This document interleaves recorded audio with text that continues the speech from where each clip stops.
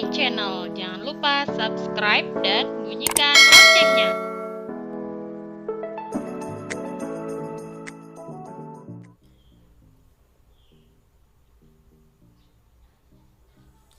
Halo anak-anak, hari ini kita akan belajar tema 5, subtema 3, pembelajaran 3 dan 4, muatan PPKN IPS dan Bahasa Indonesia.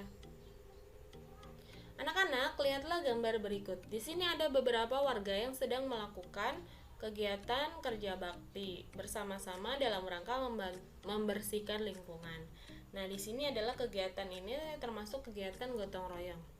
Gotong royong merupakan salah satu ciri dari bangsa Indonesia yang sampai saat ini masih dilestarikan. Pernahkah kamu melihat peristiwa gotong royong dalam lingkungan sekitarmu?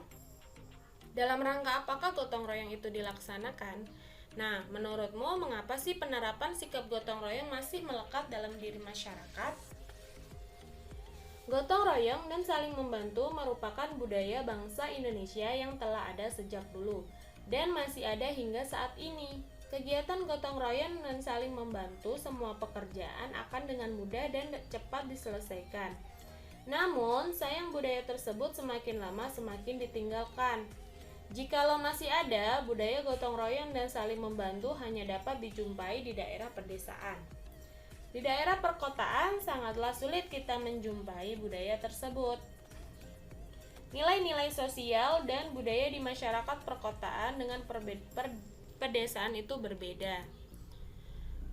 Apa sih faktor-faktor yang mendukung gotong royong? Faktor-faktor yang mendukung gotong royong adalah kerjasama, bertanggung jawab, toleransi, semangat kebersamaan. Nah, coba kalian diskusikan dengan orang tuamu, apakah tradisi gotong royong meningkatkan persatuan dan kesatuan warga sekolahmu? Nanti kalian jelaskan ya, tuliskan manfaat gotong royong yang dilakukan oleh warga sekolahmu. Pengaruh letak geografis Indonesia terhadap kehidupan sosial budaya masyarakat. Nah, ini adalah pengaruhnya. Letak geografis Indonesia sangat strategis dan dilalui jalur perdagangan internasional. Interaksi antara bangsa Indonesia dan bangsa luar akan mempengaruhi kebudayaan sosial bagi masyarakat Indonesia. Keragaman suku, bahasa, dan budaya masing-masing wilayah di Indonesia bergantung pada letak geografis. Misalnya, rumah adat setiap daerah berbeda, tergantung bahan alam yang tersedia di wilayah tersebut. Indonesia memiliki banyak pulau yang berarti setiap pulau memiliki kebudayaan yang berbeda-beda. Nah, apa sih pengaruh dalam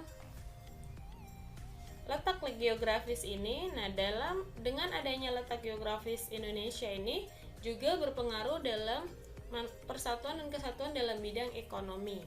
Apa saja sih?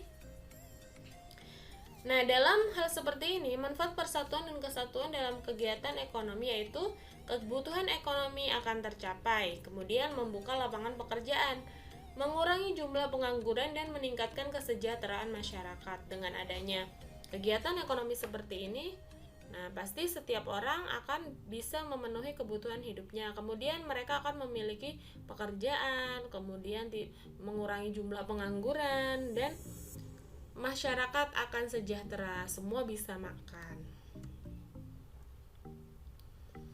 Nah, gambar apakah ini?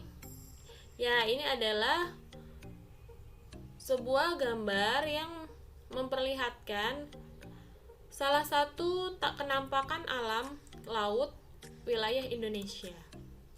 Nah, tahukah kalian Indonesia memiliki wilayah laut yang lebih luas daripada wilayah daratan? Laut adalah salah satu potensi yang dapat dimanfaatkan oleh negara, terutama dalam bidang perekonomian. Apa saja sih potensi kelautan yang dapat dikembangkan Indonesia dalam bidang perekonomian? Negara Indonesia merupakan negara yang kaya. Sebagai negara kepulauan dengan wilayah lautan yang luas, Indonesia menyimpan potensi sumber daya alam kelautan yang sangat besar. Dengan luas yang mencapai 5,8 juta kilometer, kirakan Laut Indonesia dapat menghasilkan sumber daya ikan sebesar 6,4 juta ton per tahun. yang tersebar di perairan wilayah Indonesia. Di samping itu, potensi sumber daya kelautan dapat dikembangkan untuk budidaya berbagai jenis makhluk hidup, seperti budidaya ikan laut, budidaya moluska, dan budidaya rumput laut. Selain itu, wilayah Indonesia juga memiliki potensi sumber energi, yaitu kandungan minyak bawah laut dan energi gelombang laut.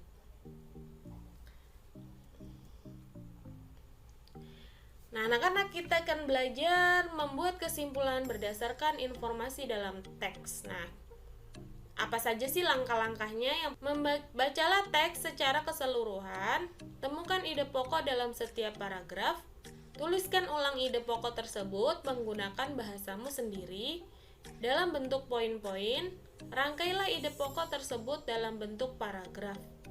Tuliskan ulang informasi inti dari paragraf yang sudah kamu buat berdasarkan ide pokok. Nah, tulisanmu itulah yang dibuat kesimpulan. Nah, ini kita akan membaca sebuah teks tentang sumber daya kelautan, yang nantinya kalian harus bisa membuat kesimpulan dari ide pokok yang ada pada teks. Wilayah perairan lautan Indonesia adalah wilayah laut yang menguasai 70% dari total wilayah Indonesia. Pada wilayah tersebut tersimpan banyak kekayaan sumber daya kelautan dan perikanan, termasuk adalah sumber daya perikanan. Dalam memanfaatkan sumber daya tersebut diperlukan langkah yang tepat dan pas sehingga masyarakat akan mendapatkan hasil yang positif dan bisa ikut mendorong terwujudnya kesejahteraan ekonomi masyarakat. Salah satu cara agar semua potensi bisa bermanfaat adalah dengan dilaksanakan riset untuk membuat permodelan yang pas dalam mengembangkan alat untuk mengamankan wilayah perairan. Alat tersebut akan memberikan kenyamanan dan keamanan untuk masyarakat pesisir. Dalam menemukan permodelan yang pas, proses yang harus dilalui adalah dengan melaksanakan observasi laut dengan teliti dan seksama. Adapun tahapan observasi dimulai dengan pengamatan, pendalaman, dan pengembangan metodologi untuk melaksanakan observasi dan membuat model. Nah, anak-anak, bagian yang warna kuning ini adalah ide pokok. Kalian tulis ulang, lalu kalian tulis dalam bahasa kalian sendiri, kemudian dijadikan satu paragraf. Nah, itu akan berisi kesimpulan. Itu adalah yang disebut kesimpulan. Nah, ini adalah gabungan beberapa ide pokok yang dijadikan kesimpulan. Kalian bisa lebih mempersingkat lagi kata-katanya atau mensederhanakan lagi kata-katanya ya. Wilayah perairan laut Indonesia adalah wilayah perairan laut Indonesia adalah wilayah laut yang menguasai 70% dari total wilayah Indonesia. Dalam memanfaatkan sumber daya tersebut diperlukan langkah yang tepat dan pas, sehingga masyarakat akan mendapatkan hasil yang positif dan bisa ikut mendorong terwujudnya kesejahteraan ekonomi masyarakat. Salah satu cara agar semua potensi bisa bermanfaat adalah dengan dilaksanakan riset untuk membuat permodelan yang pas dalam mengembangkan alat untuk mengamankan wilayah perairan. Dalam menemukan permodelan yang pas, proses yang harus dilalui adalah dengan melaksanakan observasi laut dengan teliti dan seksama. Nah, itu adalah contoh dari kesimpulan yang diambil dari beberapa ide pokok. Nah, kalian harus bisa ya membuat kesimpulan. Cukup sekian pembelajaran kali ini, sampai jumpa di pembelajaran selanjutnya.